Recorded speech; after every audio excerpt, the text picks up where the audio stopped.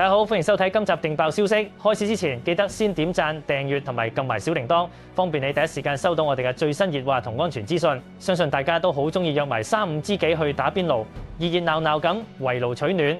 就算係炎炎夏日，吹住冷氣打邊爐，都係一種極致嘅享受。呢種飲食文化已經融入咗我哋香港人嘅日常生活，係朋友聚會、家庭聚餐嘅必然選擇。但你有冇諗過，原來呢個充滿歡笑嘅晚餐，隨時可能會因為一個小細節、一個微不足道嘅操作失誤，演變成一場驚心動魄嘅事故。今次我哋要講嘅係發生喺九龍灣一間連鎖酒樓嘅卡式爐爆炸事件。雖然今次好彩冇釀成大禍，無人受傷，但係當晚現場食客經歷嗰種好似戰場一樣嘅驚險時刻，絕對值得我哋去反思日常生活中經常被忽略嘅安全隱患。亦都希望大家聽完之後可以提高警覺，重視每一次用餐背後可能隱藏嘅危機。事發嗰晚，相信唔少人都係想開開心心食餐晚飯。地點位於九龍灣偉業街一個商場入面嘅稻香酒樓。現場有食客反映，當大家正係打緊邊爐嘅時候，氣氛原本好融洽，大家傾偈傾得好開心。點知突然之間，手提卡式石油氣爐發出陣陣嘅漏氣聲，呢種異常聲音立刻引起咗職員嘅注意。有職員察覺到異樣，於是第一時間趕過去處理，希望盡快解決潛在問題。點知喺職員處理過程入面，個爐突然之間發生爆炸，發出一聲巨響。現場嘅人話當時真係嚇到心都離一離，個場面勁混亂。有人喺社交平台形容當時嘅混亂情況，簡直好似伊拉克打緊仗咁，充滿住燒嘢嘅怪味。現場食客一度陷入驚慌之中，大家反應不及，成個畫面令人諗起都覺得牙煙，差啲以為會發生更加嚴重嘅後果。好彩大家都避得快，冇造成任何嚴重嘅人員受傷。根據現場流傳出嚟嘅相片同埋描述，當時餐台上面擺住一個正係打緊邊爐嘅卡式石油氣爐，上面放住一煲鴛鴦湯底。原本熱鬧嘅氣氛瞬間變成災難現場，爆炸嘅威力絕對唔講得笑。個衝擊力直接將卡式氣瓶保護蓋炸飛，甚至連個氣瓶樽頸以上嘅位置都唔知飛咗去邊，只係剩翻個樽身孤零零咁留喺度，睇落去真係觸目驚心，令人不寒而慄。台面上一片狼藉，原本用嚟食飯嘅精緻餐具，懷疑受到爆炸衝擊力嘅波及，碎片四濺，全部碎裂晒。湯汁四濺，甚至整到台面周圍都係，可以想像到當時個衝擊力有幾大，嗰種爆炸嘅破壞力。如果嗰陣有食客坐得太近，又或者啲滾熱嘅湯汁同埋餐具碎片飛濺到其他人身上，後果真係不堪設想。好彩當時大家避得快，冇人受傷，真係算係不幸中之大幸。事後諗翻都覺得抹一把汗。事發之後，警方喺昨晚10點42分接報，隨即派人去到現場進行調查。當消防員趕到現場嘅時候，發現現場已經冇任何煙霧或者火光，亦都冇接獲任何人受傷嘅報告。經初步調查之後，警方認為事件冇可疑，暫時相信係一宗突發嘅意外。不過雖然警方講到冇可疑，但係對於當時喺場嘅食客嚟講，呢種驚嚇程度絕對係難以磨滅。好多人都會質疑，點解一間大型酒樓提供俾食客嘅爐具會突然發生呢種爆炸？究竟係爐具有問題，定係使用上面出現咗偏差，導致嘅氣瓶過熱爆炸呢？呢啲問題都值得我哋喺今集深入剖析，唔好以為一句意外就交代得過去。每當呢類事件發生，市民嘅恐慌情緒就會升溫。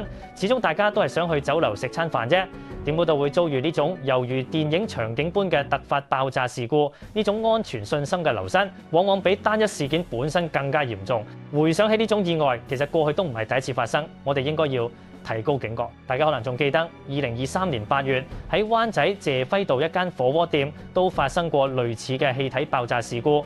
嗰次事件更加嚴重，當時有一對男女顧客喺店入面用膳，各自用緊一個火鍋爐。期間其中一個爐發生咗氣體爆炸，碎片同食物四散，導致女食客頸部、心口同手臂被割傷，男食客頸部亦受傷，仲有店內另一名職員受到波及，3人需要送院治療。嗰次意外之後，大家都對火鍋店嘅安全產生咗好大嘅疑問。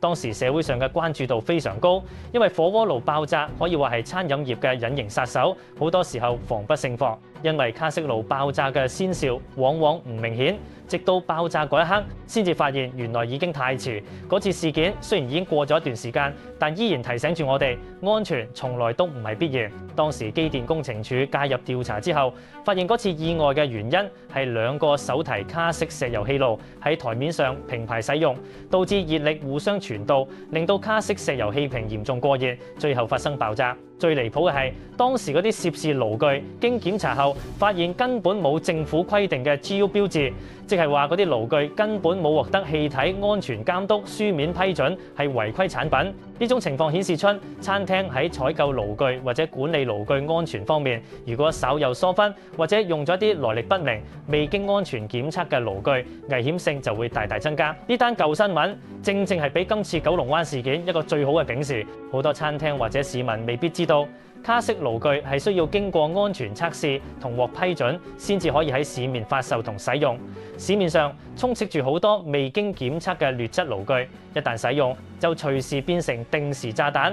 呢種安全隱患唔容忽視。講返今次九龍灣呢單嘢，雖然警方話冇可疑，但係公眾嘅擔憂並冇因此而減退。喺香港呢種火鍋文化盛行嘅城市，幾乎每個人都有機會用到卡式爐，無論係喺屋企打邊爐定係去餐廳食飯，卡式爐都係好常見嘅設備。但係好多人其實未必完全了解正確嘅操作方法，例如點樣正確放氣瓶，點樣喺使用途中檢查有無漏氣。好多時候大家只係覺得呢樣嘢好普通，冇咩好驚。呢種因為習以為常而產生嘅大意心態，往往先係最危險嘅源頭。大家去食火鍋，往往將重點放喺食材夠唔夠新鮮，湯底夠唔夠好味，反而忽略咗台面上嗰個最重要嘅核心卡式爐。如果缺乏對爐具安全性嘅基本認識，又或者對潛在嘅危險視而不見，咁樣食飯嘅時候就等同於同風險共存。呢種心態絕對需要改善，必須要從根本上提升大眾對卡式爐使用安全嘅關注。好多人打邊爐嘅時候，好中意用啲好大嘅鍋去煮好多嘢食，有時為咗唔想整污糟個爐，仲會用錫紙包住個爐面。其實呢啲做法都係大忌，極容易引致氣瓶過熱。根據專業人士嘅建議，使用卡式爐嘅時候，鍋具嘅底面積絕對唔可以大過個爐嘅支架。如果個煲大過個爐，熱力就會翻去個爐面，甚至令到氣瓶位置變得好熱，久而久之就造成危險。呢啲細節往往就係保障安全嘅關鍵。但係喺繁忙嘅酒樓入面，職員未必可以隨時隨地監察到每一張台嘅使用情況，所以好多時候都係靠消費者自己去留意。如果市民持續用呢啲錯誤嘅方法去打邊爐，例如過度加熱或者將氣瓶存放喺溫度過高嘅地方，都會大大增加發生意外嘅機會。呢啲基礎安全常識絕對係我哋每個人都必須要入腦，唔可以當耳邊風，因為生命安全係掌握喺自己手入面。另一方面，餐廳嘅管理制度同埋員工培訓都係非常重要嘅一環。今次意外入面，職員發現漏氣聲之後，第一時間去處理，呢個反應係值得肯定嘅，因為如果不理不睬，後果可能會更加嚴重。但係點解會發生漏氣呢？係氣瓶安裝唔好，定係爐具本身已經老化？呢啲都需要餐廳方面有一個嚴格嘅定期檢查機制。如果啲爐具用咗好耐，膠圈老化或者接口位唔穩固，漏氣嘅風險就會大增。絕對唔應該等到有事發生先至去補救。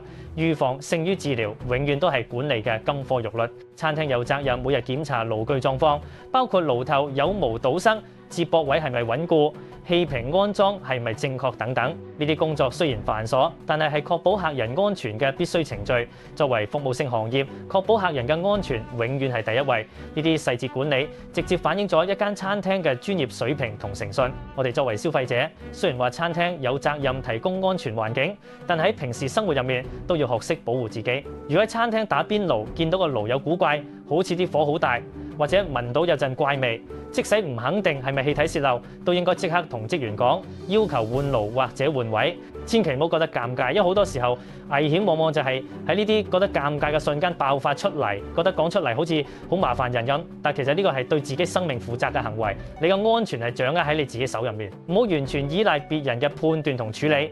每個人都應該成為自己安全嘅第一責任人。當你有懷疑嗰陣，即刻尋求協助，唔好因為想息事寧人而忽略潛在嘅危險。我哋嘅呢份警覺性唔單止係保障自己，亦都係保障同台食飯嘅親友。呢種意識係非常值得推廣，希望大家以後打邊爐都多加一份細心。另外，政府同相關部門嘅監管角色都好重要。好似之前提到，市面上啲爐具如果有冇 GU 標誌，就係唔合法，唔可以喺香港使用。但係網上購物咁方便，好多人會喺網上面買平價爐具，或者餐廳負責人如果貪平買啲冇牌子嘅爐，就等於埋下咗一個計時炸彈。呢個唔係單純嘅生意問題，係人命關天嘅安全問題。希望相關部門可以繼續加強監管，確保市面上流通用嘅爐具係安全合格嘅，嚴厲打擊呢啲違規行為，保障市民嘅健康安全。政府應該加大力度推廣正確使用卡式爐嘅資訊，等市民同飲食業都知道呢啲產品係點樣運作，點樣去分辨合格產品。只有透過多方面嘅共同努力，政府嚴格執法，餐廳自律，市民提高警覺，先至可以將呢種危險減到最低，令大家都食得放心。今次九龍灣嘅事件雖然冇釀成傷亡，但係對於社會大眾嚟講係一個好大嘅警鐘。隨住天氣轉涼，大家打邊爐嘅次數一定會越來越頻繁。呢種危險係咪會不斷發生，就取決於餐廳嘅自覺同埋我哋消費者嘅警覺性。唔好以為自己好運，次次都會冇事。意外往往就喺你最掉以輕心嘅時候發生。作為一個識食嘅香港人，食得開心之餘，一定要確保安全先係最重要嘅。希望大家經過今次事件之後，可以重新檢視自己打邊爐嘅習慣。如果有任何疑問，就要第一時間請教專業人員，或者向相關部門查詢。今日嘅分析就去到呢度，唔知大家對於呢宗卡式爐爆炸嘅新聞又有啲咩睇法呢？歡迎喺留言區分享你嘅意見，或者如果你有咩安全貼士想同大家分享，我都歡迎大家提出嚟。下次再見，請大家一定要注意安全，時刻保持警惕。